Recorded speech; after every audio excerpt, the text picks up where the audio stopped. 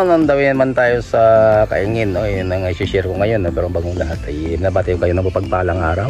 At hindi ko na patagalin to at tutuloy natin ng pang-vlog update, no? Yung mga tanim natin sa munting Kaingin natin na malalayo sa ating munting bahay. Yan, no? Yun mga partner, no? May mga tanim na tayo dito, no? Yung mga okra. Yun, nakita natin mga okra, talong, no? At ingat-ingat tayo, no? Alam natin na medyo ang daanan ay medyo maraming tanim. Ito yung nakita nyo mga partner, yung nakatayo, no? Ito pong sitaw, nakakapitan ng sitaw, yun, no?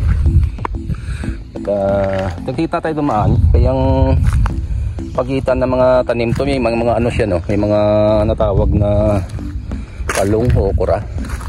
Kaya nakikita natin ng nabitin siya na maraming tanim dito sa bundok natin, no?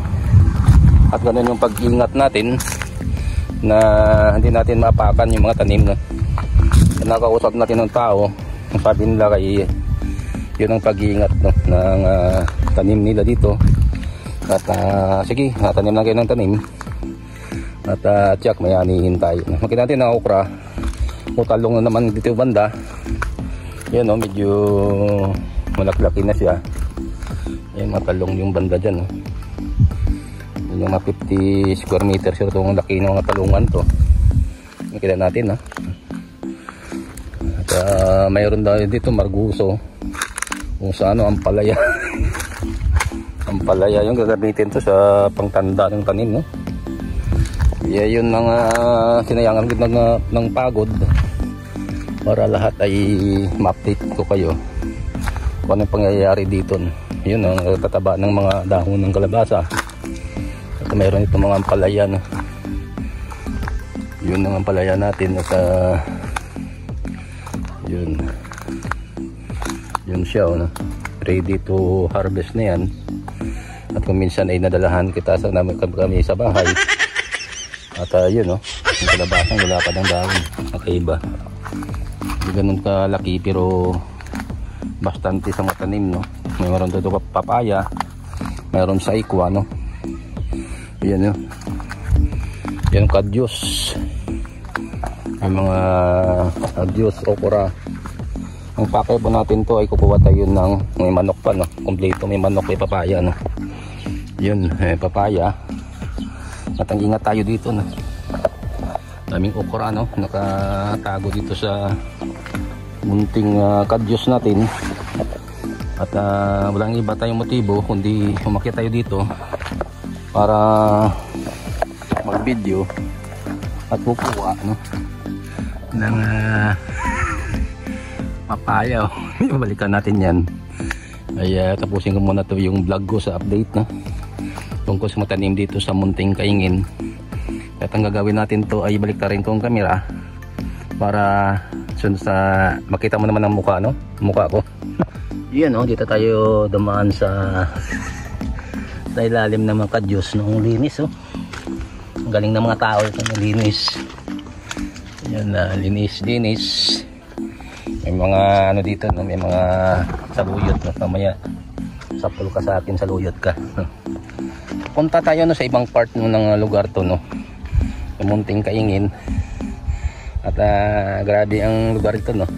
Medyo katatapos lang ng ulan. Yung ginagawa natin ay nag-roving tayo dito. May munting okra, no? Itong okra haba, oh. Itong dangkal siguro itong haba, no? Pero okay lang, no? At tayo sa luyot, mamaya ay kukunin natin yan. Puntahan natin doon, kamustahin natin yung uling doon. Kalka lang ng uling.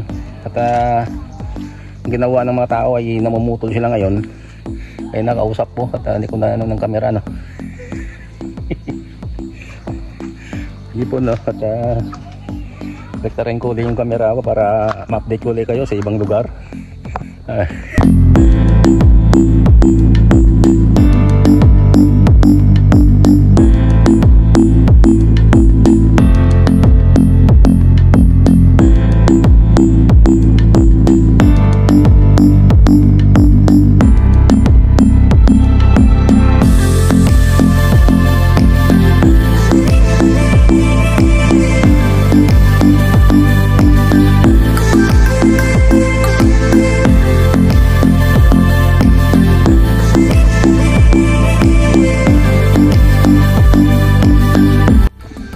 nyo, doon tayo galing kanina, no? At nakita natin ng update ngayon dito ay ready, putulin na.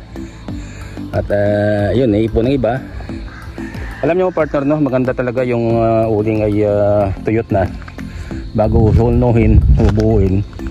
Parang bilis no na madurog siya o mabilis siya ay gumawa ng uling. Ito maganda siya ng resulta kapag matagal siya na naka-stack. Bago, after na putol siya, stack muna ng medyo matagal. At para ang bilis niya madurog, no, o masunog sa loob habang pinaproseso ang uling niya, no. Yun lang ng tip dyan sa mga mang-uling, no. Marami na yan experience ako, minsan nang-uling man ako, kaya ganun ang nasabi ko sa inyo, no.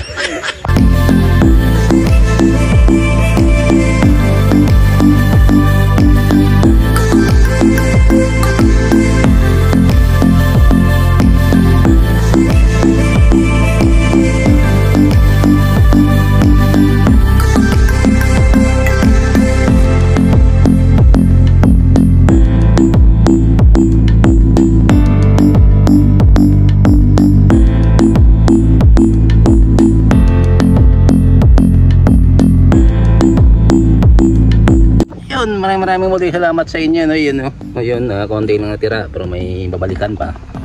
Yun ang na-harvest natin, no. Ayan, may saluyot na, may papaya pa. At salamat na sa nature natin at nabibigyan tayo ng Panginoon ng maraming bunga. Saka organic pa.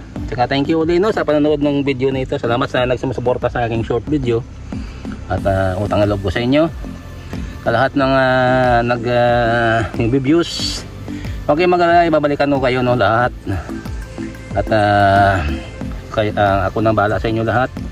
Dikit lang kayo. At kayo po ay magkatulungan po tayo, mga small YouTuber, para po tayo ay ang pangarap natin. Wala nang iba kundi ay ma-expose yung mga lindika ng Panginoon natin.